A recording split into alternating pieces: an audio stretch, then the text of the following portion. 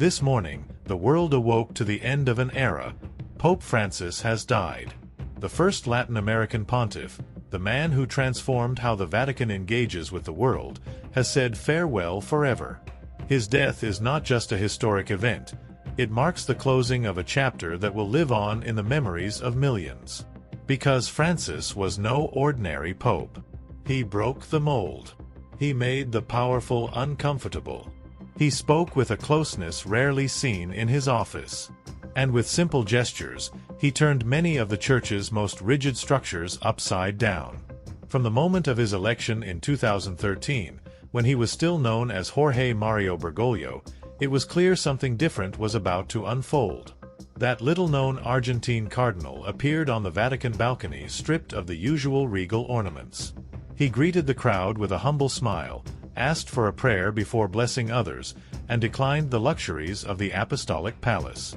It was a symbolic beginning that foreshadowed an unexpected shift in the papacy. For over a decade, Francis embodied a church that felt closer, more human, more willing to listen. He didn't rewrite doctrine, but he reshaped how it was spoken about. Instead of condemning, he chose to accompany. Instead of judging, he aimed to understand.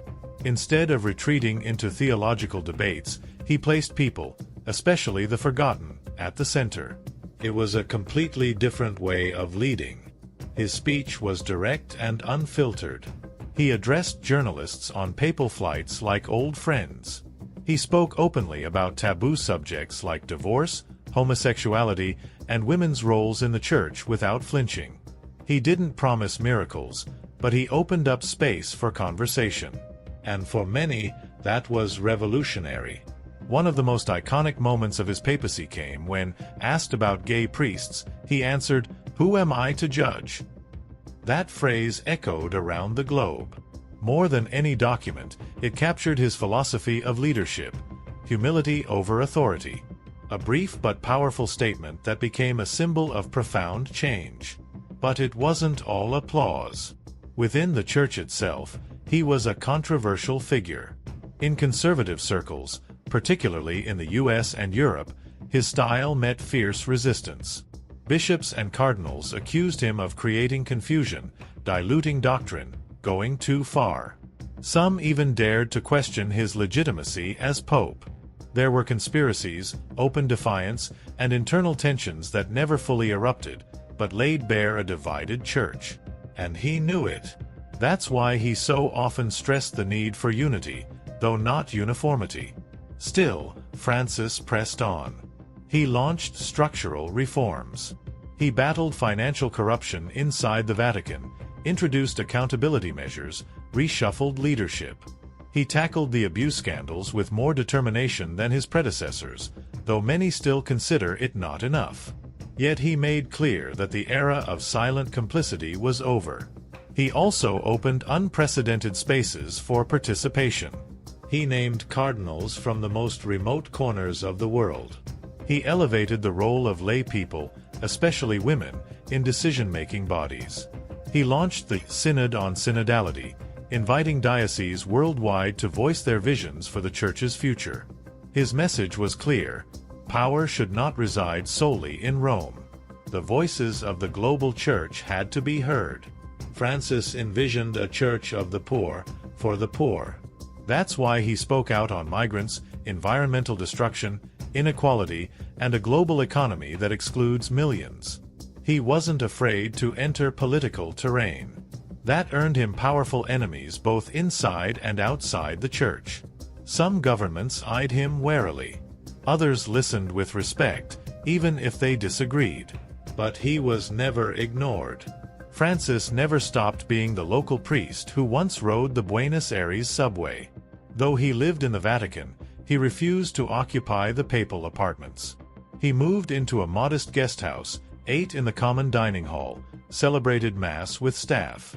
His way of living matched his preaching. It wasn't for show. It came from deep conviction.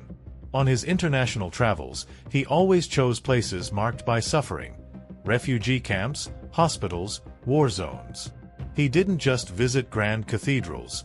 He went where no one else did. He embraced the sick, cried with victims, listened to painful stories without turning away. He showed the world that the Pope wasn't a distant figure but someone you could approach. He didn't seek the spotlight. He sought to heal, to console, to understand. Of course, not everything was perfect. There were controversial decisions, criticized silences, promised reforms that never materialized. Some faulted him for ambiguity on sensitive issues.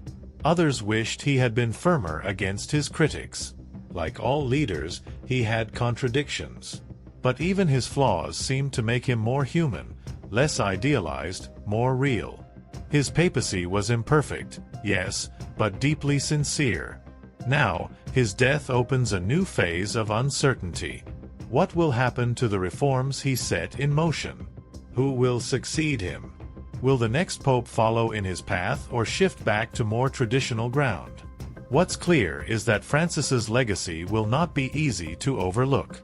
Because beyond documents, what he leaves behind is a style, an attitude, a way of embodying the papacy that touched millions. Even many non-believers respected him, not for his religious views, but for his commitment to the vulnerable, his environmental advocacy, his integrity. In a world increasingly polarized, he became a moral voice. And that's no small thing.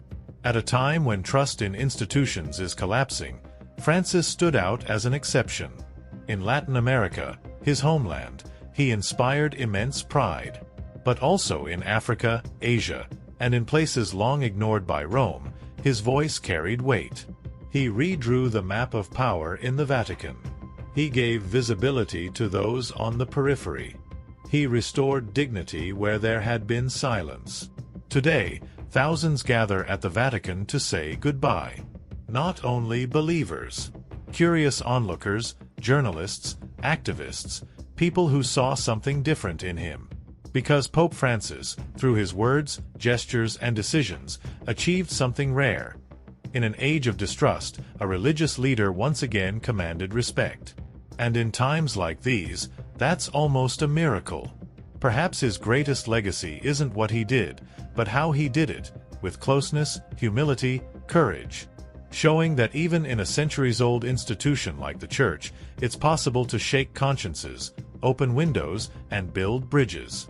That power, properly understood, lies not in commanding, but in serving. In looking people in the eye. In never forgetting the last among us. The Pope who didn't want thrones or crowns is gone.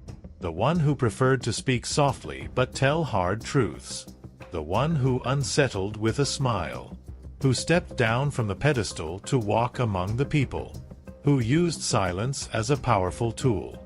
His journey ends today. But what he started does not end here. If you enjoyed this video, give it a like and subscribe to our channel for more videos like this. See you next time.